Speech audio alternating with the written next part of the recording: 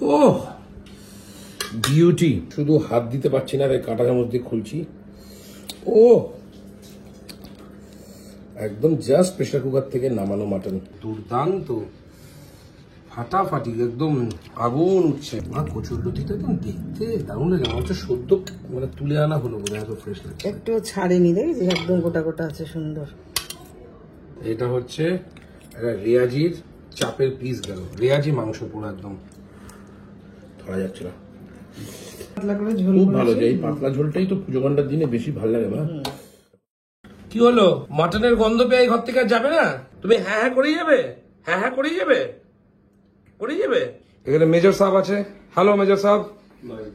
Major সাহেব বলছে by, দেখলে মানে বলছে আর ভিডিও করতে হবে না। মা কি কি রান্না হয়েছে আজকে? আজকে আমাদের বাড়িতে মেজর সাহেব এসছে, সজলদা। সবাই জানো সজলদাকে চেনো, সজলদা আমার জায়াবু, সিআইএসএফ এর অফিসার ছিলেন, রিটায়ার্ড। সজলদা আমার বাড়িতে পুজোতে এসছে, মা সেই উপলক্ষে বেশ কিছু রান্না করেছে। তিনটা আইটেম করেছি। প্রথম আইটেমটা হচ্ছে দেশি কচুরলতি বলতে হবে। দেখো কচুরলতিটা কিন্তু সরু সরু, অর্থাৎ দেশি। এইটা বিরা থেকে আনা, সজলদা জানো? বিরা স্টেশনের সামনে যে মহিলারা বসে না, মাসিরা, ওই দেশি কচুরলতি 10 টাকা করে আটি নেয়, পাতলা পাতলা, আঙ্কের অঙ্গুলের মতো সরু সরু, কিন্তু টেস্ট খুব ভালো এগুলো। আর সাথে রয়েছে মোটা মোটা সাইজের চিংড়ি, আর তার পাশেই রয়েছে মোচা। এটাও বিরা থেকে আনা মোচা, বিরার গ্রামের এক দিদির বাড়ির মোচা, সেই মোচা দিয়ে মা করেছে চিংড়ি দিয়ে, তাই তো, বাদাম দিয়ে। সাথে রয়েছে মাটন, রেয়াজি খাসি, বড় বড় আলু দিয়ে। একটু দেখাই তোমাদের সবাইকে, হাতে তুলে দেখাও মা। ও দুর্দান্ত, ফাটাফাটি, একদম আগুন উঠছে।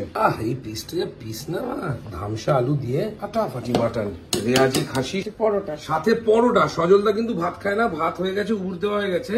সজলদা ভাত খায় না দীর্ঘ কত বছর ধরে? সজলদা ভাত খাও না? 40 বছর ভাত খাও না? 40 বছর সজলদা ভাত খায় না।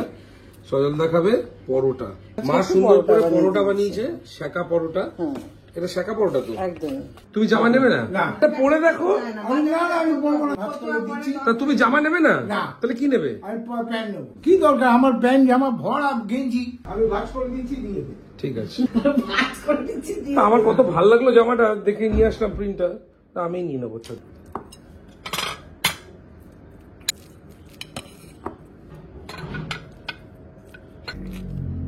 কচুরলতিটা একদম দেখতে দারুণ লাগে, আমার হচ্ছে সদ্য মানে তুলে আনা হলো বলে এত ফ্রেশ লাগছে। একটু ছাড়েনি, দেখেছিস একদম গোটা গোটা আছে, সুন্দর। ও অনবদ্য চিংড়ির সাইজ। কচুরলতি, মোচা, চিংড়ি এবং সাথে খাসির মাংস, সাথে যাবে পরোটা। সজলদা সমস্ত কিছুই খায়, ভাতটা খায় না, আর দেরি করে খায় না।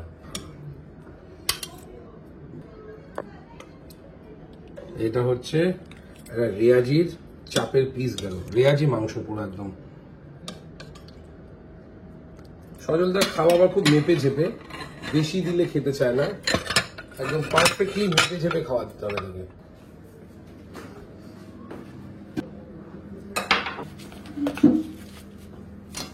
সজলদা এই যে পরোটা থাকলো, লাগলে নিয়ে আবার তিনটের বাইরে খাবে না, থাকলো। হ্যাঁ তিনটের বাইরে খাবে না, তিনটে বাইরে পরোটা খাবে না। হ্যাঁ তবু আমি একটু বেশি রেখেছি, যদি মনে হয় ভালোবেসে খায়। না সালাবু মেরে দেবে। ভালোবেসে তিন খাই। হ্যাঁ ভালোবেসে তিনটেই খাবে, আমি তিনটেই রেখেছি, এর মধ্যে আরেকটা আছে, আমি 4টে করেছি। শুরু করছি ভাই। হ্যাঁ নিশ্চয়ই, শুরু করো। মাসিমণি প্রথমে কি দিয়ে খাবো?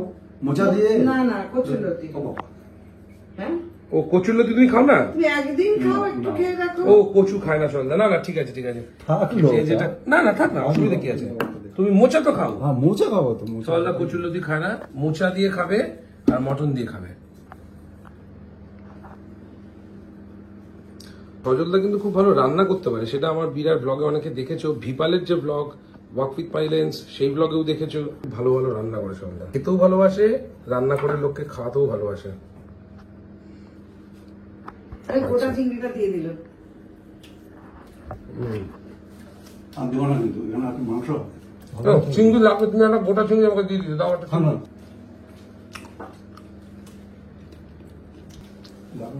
খুব সুন্দর হয়েছে মোচাটা, ভালো হয়েছে। বিরাট গরম না? ভেঙে টুকরো কোন বিরাট গরম, মেজাজ সাহেব ছাকা খেয়ে গেছে। তার মানে কি ধামসা আলু, বেশ গরম আছে। ঠিক আছে, নুন মিষ্টি সব ঠিক আছে।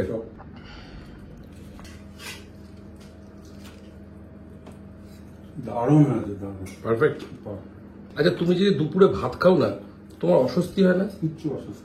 ঘুম টুম ঠিকঠাক হয়ে হয়? তো দুপুরে ভাত না খেলে আমরা থাকতেই পারি না। এটা তোমার আসলে দীর্ঘদিনের প্র্যাকটিস না? তোমাদের যখন ব্যাটালিয়নে তোমরা থাকতে, তো ওই ব্যাটালিয়নে কি ভাত থাকতো না থাকতো না? সব কিছু। কিন্তু তাও তুমি রুটি খেতে? রুটি খেতাম, ভাত মাপা ভাত। কতটুকু? যখন আমি আমাদের পাড়ায় পুজো হচ্ছে, তাই মাইকে অ্যানাউন্সমেন্ট চলছে, এটা বেশ ভালোই লাগে। ফার্স্টে যখন ট্রেনিং এ জয়েন করেছি, ট্রেনিং এ তখন মাপা এইটুকু ভাত দেবে, এইটুকু মানে মোটামুটি 100 গ্রাম চালের ভাত হবে, ওটুকু ভাত দিবে আর 2খানা রুটি। এটা প্রথম প্রথম তখন বয়স কত? 20-22। আচ্ছা। তখন ওই মাপা, একদম মাপা। এক এক দিন এক এক রকমের। সকালে দেবে 2টো রুটি দিবে, কোনোদিন পরোটা দিবে। যেদিন পরোটা গুলো দিবে না, 2টো পরোটা মোটামুটি 300, 350, 400 গ্রাম হবে। ও তখন থেকেই তাহলে রুটি পরোটা খাওয়ার অভ্যেস হয়ে গেছে। হ্যাঁ। তা তুমি 20-22 বছরের আগে যখন বাড়িতে থাকতে, তখন তো নিশ্চয়ই রুটি খাওয়ার অত অভ্যেস ছিল না? তাও বাড়িতে থাকা তো এক টাইম রুটি খেতাম। আচ্ছা, কিন্তু ভাতও খেতে? হ্যাঁ, ভাত খেতাম। আমাদের তো লাইন, যখন আমি ট্রেনিং করি তখন প্রায় আমরা 1000 ছেলে নিয়ে ট্রেনিং করেছি। একটা ম্যাচ মানে একটা লঙ্গর হিন্দিতে লঙ্গর। আর আমরা লাইন দিয়ে রয়েছি। তা আমি কি করতাম, যখনই আমাদের ট্রেনিং মানে কি ক্লাস হতো, ল ক্লাস গুলো হতো, সেই ক্লাসের পরে যখন আমাদেরকে 1:30টার সময় বা 2টোর সময় ছেড়ে দিত, তখন আমি সোজা লাইনে এসে দৌড়িয়ে এসে লাইন দিতাম। আমার গ্লাস লিখে আনা, কাটুরি লিখে আনা, প্লেট লিখে আনা, তো নিয়ে আসতো, জায়গা আমি রেখে দিতাম। তো দেখেছি কোনোদিন হয়তো 20 জনের পরে নাম্বার দিতাম, কোনোদিন হয়তো 25 জনের নাম্বারে। তো দেখেছি একজন আমাকে পিছন থেকে, একটা বিহারি ছেলে আমাকে পিছন থেকে ধাক্কা মারাতে আমি দেওয়ালে গিয়ে পড়েছি। একদম পাতলা দুধ। যখন ধাক্কা মেরেছে, আমার রেগে গেছে। আমার কাছে ছিল ম্যাস্টিং, এরকম জুড়লে একটা হাতুড়ির কাজ করবে। আচ্ছা। ওটা সম্পূর্ণটা অ্যালুমিনিয়ামের, 2টো মিলে 700-800 গ্রাম ওজন হবে। সেইটা দিয়ে বাড়ি দিয়ে দিচ্ছে? সেইটা দিয়ে মেরেছে, এটা ফেটে গেছিল। সেলাই আসছে, ফায়ার লিফট করে আমি নিয়ে গেছি, খাবার খাইনি। ওকে হসপিটাল নিয়ে গেছে? হসপিটাল। এরা প্রথম দিকে ডিউটি? প্রথম, ফার্স্ট। আচ্ছা, ট্রেনিং সেন্টারে। দারুন দারুন দারুন। দেশি কচুর লতি, সাথে মোটা মোটা সাইজের চিংড়ি। এই হচ্ছে একটা চিংড়ির সাইজ। আর কচুর লতিগুলো এরকম পাতলা পাতলা, একদম দেশি কচি। টেস্ট আলাদা। কিন্তু মোটা যে কচুর লতিগুলো হাইব্রিডের খাই, ওগুলোর টেস্ট আর এগুলোর টেস্টের মধ্যে পার্থক্য আছে বিরাট।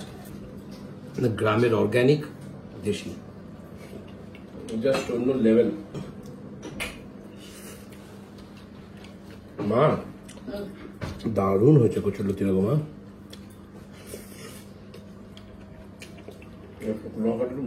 আরো ভালো লাগবে। কাঁচা লঙ্কা দিয়ে করা, একটু কাশ্মীরি লঙ্কা দিয়ে কালার করে দিয়েছি। খুব ভালো কচু।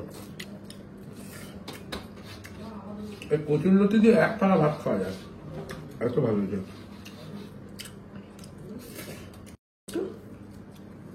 আহা, সুপার। এবার হচ্ছে মোচা। মোচা দিয়ে চিংড়ি দিয়ে, দেশি মোচা, এটাও বিরাট গ্রামের। আচ্ছা সজলদা, যে গাছটা তুমি আমাদের ওখানে বসিয়েছো, কলা গাছটা, ওটা নিয়ে অনেক চর্চা হয়। অনেকে আসে, দেখে, বলে গ্রামে এটা কি কলা গাছ, কি বৃত্তান্ত? বৃত্তান্তটা হচ্ছে আমিও জানি না, গাছটা এখানকার নয়, ওটা আমি আসাম থেকে এনেছিলাম। আসামের জাত ওটা আসাম। আসাম থেকে এনে তুমি তারপরে জলপাইগুড়িতে লাগিয়েছিলে? বাড়িতে লাগিয়েছিলাম, হ্যাঁ, জলপাইগুড়িতে। হ্যাঁ, জলপাইগুড়িতে লাগানোর পরে ওখান থেকে চারাটা উঠিয়ে নিয়ে এসে এখানে করেছো? এখানে নিয়ে আসছি। আর কলা গাছটা যখন নিয়ে এসেছিল, আমি ভেবেছিলাম বাঁচবে না, খুব বাজে অবস্থা ছিল। গাড়ি করে জলপাইগুড়ি থেকে এসেছিল, তো তখন নিয়ে এসেছিল। তো তারপরে কলা গাছটা মানে রীতিমতো দারুণ হলো। আর অনেকে আমাকে বলছে যে কলা গাছের জাতটা কি, আমি একটা নিয়ে যাবো। ওটা কিন্তু সম্পূর্ণ সিঙ্গাপুরি নয়। না, ওটা সিঙ্গাপুরে। না। কিন্তু আমিও জানি না ওটা কি গাছ, কি কলা। 1 নম্বর কলা ওটা দারুণ। কলাটা যখন পেকে যায়, বোঝা যায় না কলাটা পেকেছে বলে, হলুদ কালার হয় না। গ্রামের লোকেরা যেহেতু ওদের ওখানে অনেক কলা গাছ আছে, অনেক মোচা ওরা পায়, তাই জন্য বলছিল যে যেই কলা গাছের যেই মোচাতে কলা ধরে যাচ্ছে, ওই মোচা ওরা খায় না। কিন্তু আমরা কিন্তু খেয়েছি, এটা ওই মোচা নয়, আমরা খেয়েছি এবং আমাদের ভালো লেগেছে যে মোচা। এবং সেই থোড় ওরা খায় না, কলা ধরা গাছের থোড়, এটা অনেক একমত হবে, আমরাও খাই না দাদা, কিন্তু অনেকে আবার খায়ও। খেতে কিন্তু ভালো লেগেছে আমাদের।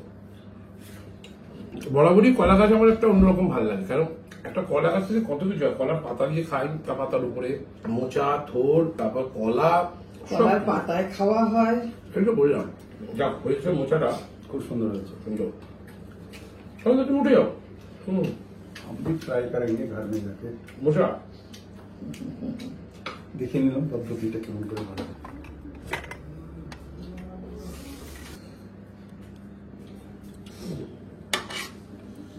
বাহ, আমি আজকাল মাটন একটু কমই খাচ্ছি, ছাড়ছি না, এখন প্রচুর মাটন খেয়ে ফেলেছি এককালীন। এখন আর বেশি খাবো না। আহা, আমার এই ঝোল আলুই জিন্দাবাদ। ও বিউটি। একটু হাড্ডি হতে হবে, মজ্জায় শ্বাস হতে হবে, আর হালকা একটু মাংসের লেয়ার থাকলেই হবে। পিউরি ঝোলটা কি গরম আগুন। সেদ্ধটা মা দারুণ হয়েছে। মারা কাঁটা চামচ দাও তো। শুধু হাত দেওয়া ইম্পসিবল আমার পক্ষে। শুধু হাত দিতে পারছি না, তাই কাঁটা চামচ দিয়ে খুলছি। ও একদম জাস্ট প্রেসার কুকার থেকে নামানো মাটন। এই যে হাড্ডি থেকে মাংস ছুটে গেল, ধরা যাচ্ছে না।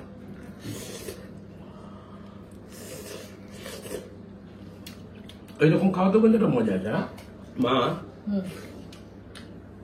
চমৎকার হয়েছে।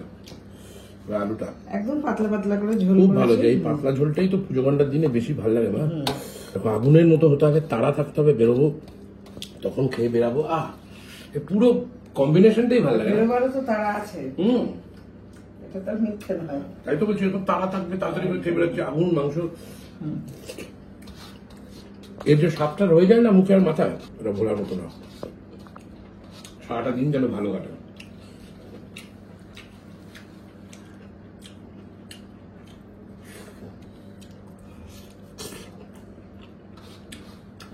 জাস্ট অন্য লেভেল।